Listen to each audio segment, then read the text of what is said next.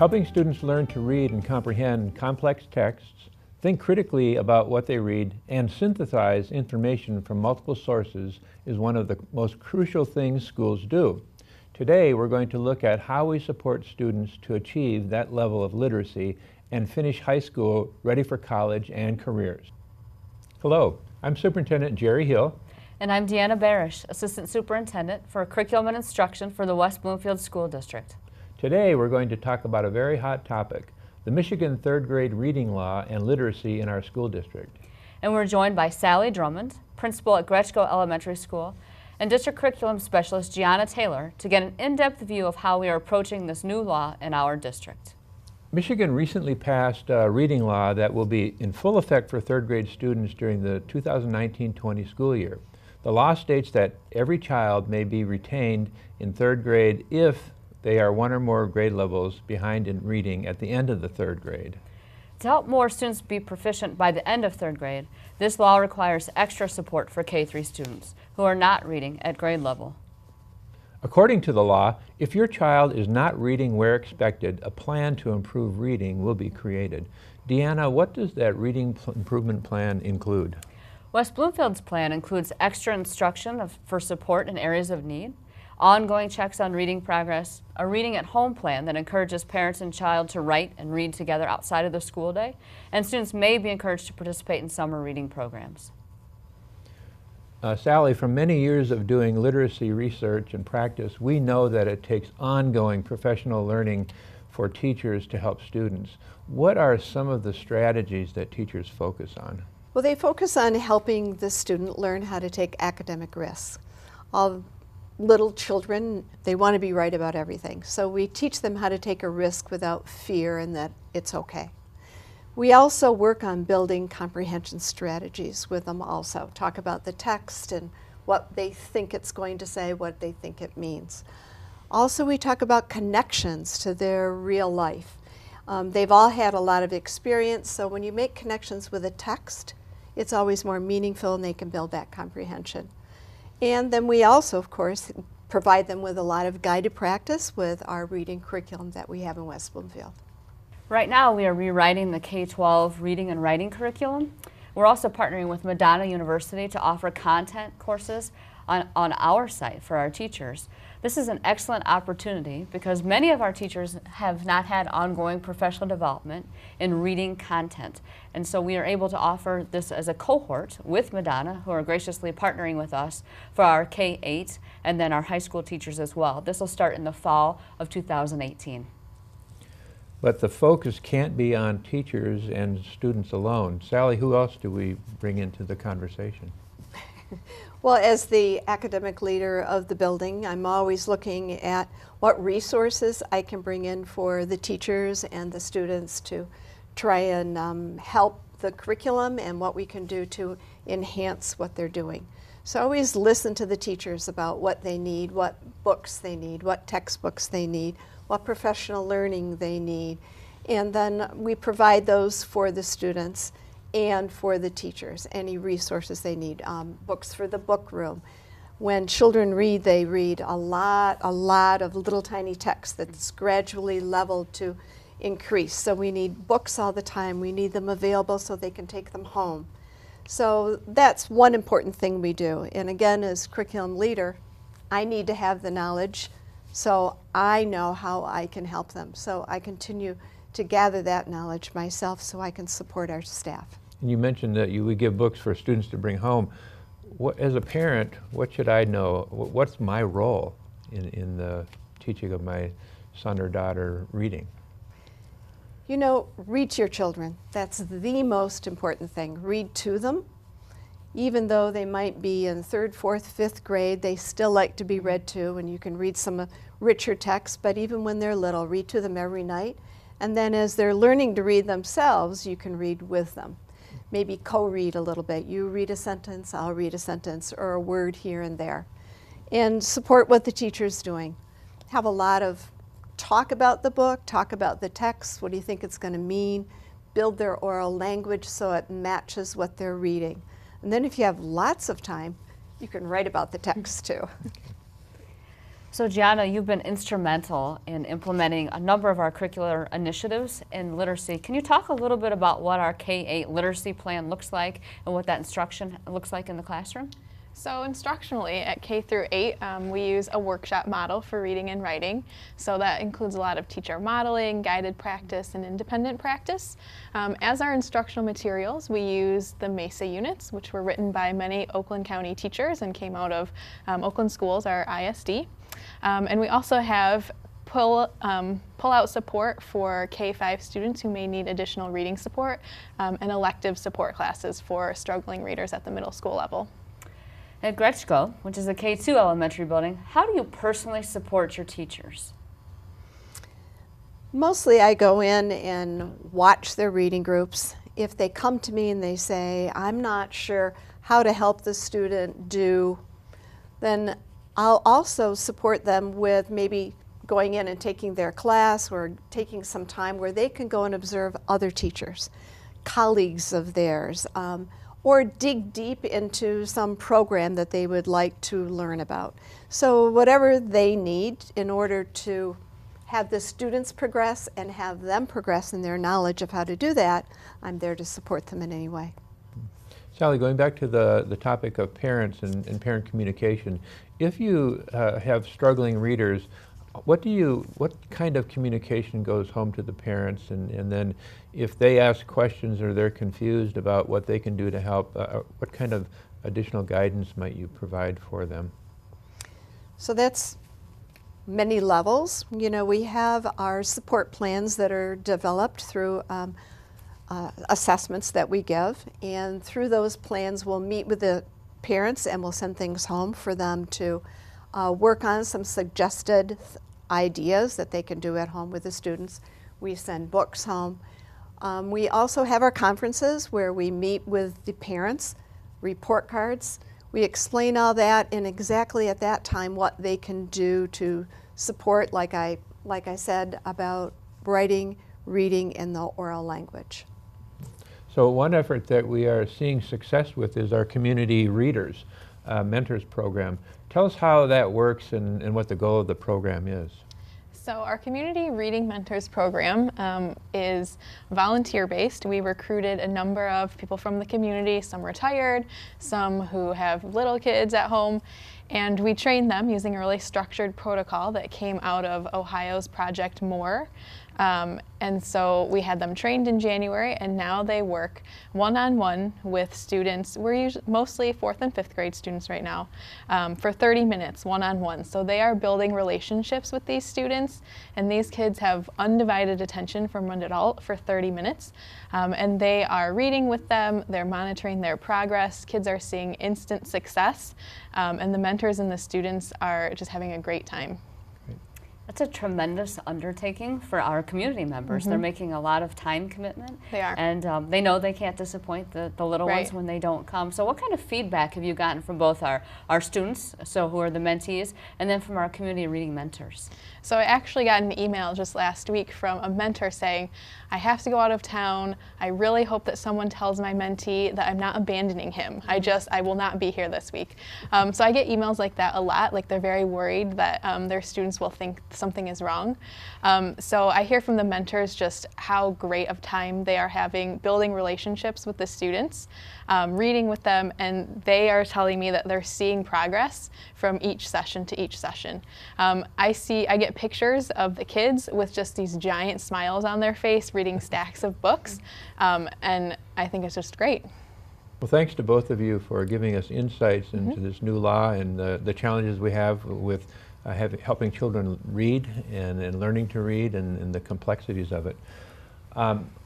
We'll come right back, and when we do, we'll take a look at how our reading consultants work and the structures that we have in place for supporting students' learning.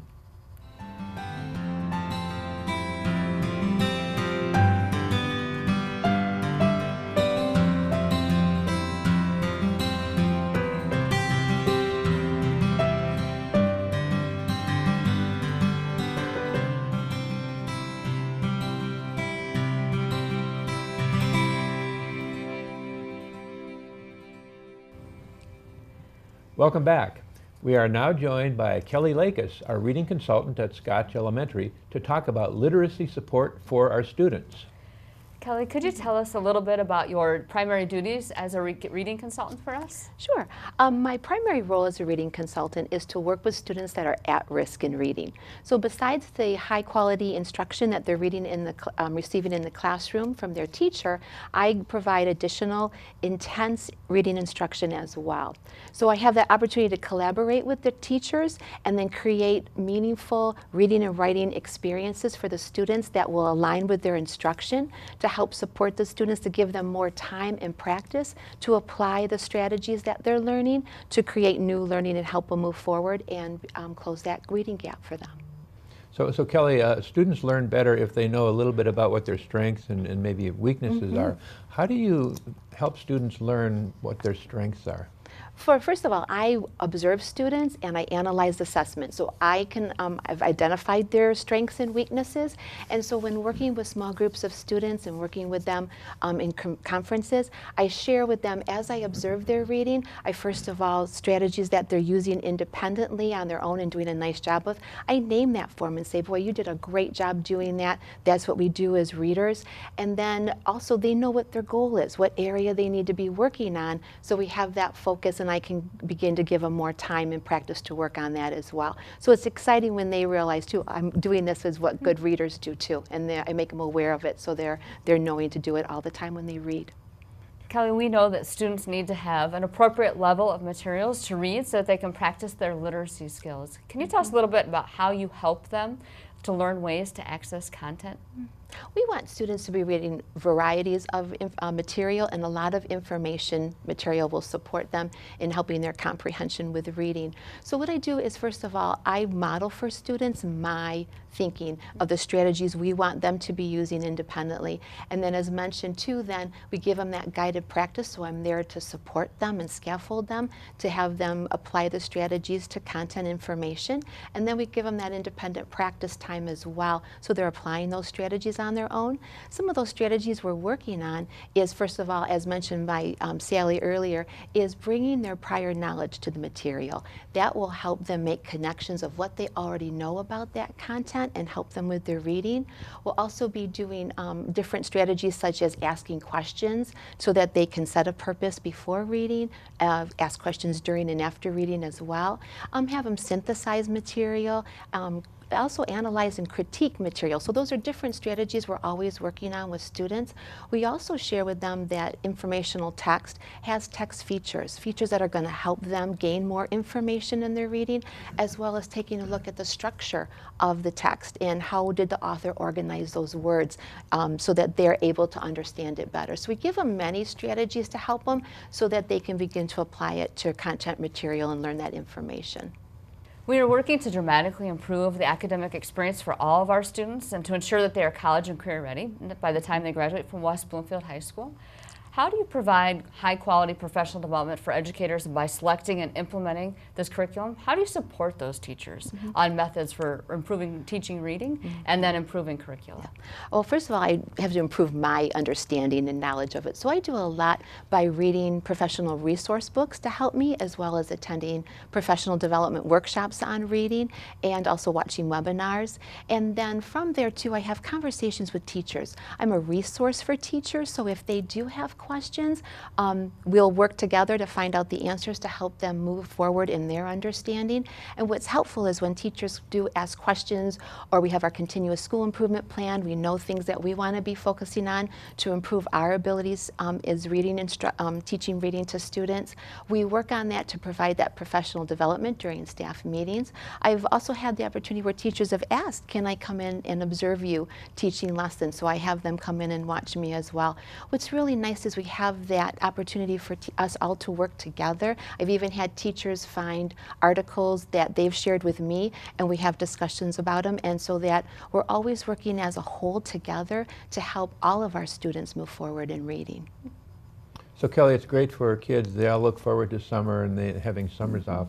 But what do you do, and what can you do to recommend for students or kids to avoid that summer slide and keep their reading at a fluent level. Sure, absolutely. And exactly what Sally had said earlier too. It's so crucial for parents to be reading to their kids. Even in upper elementary, even teens, it's important to be reading.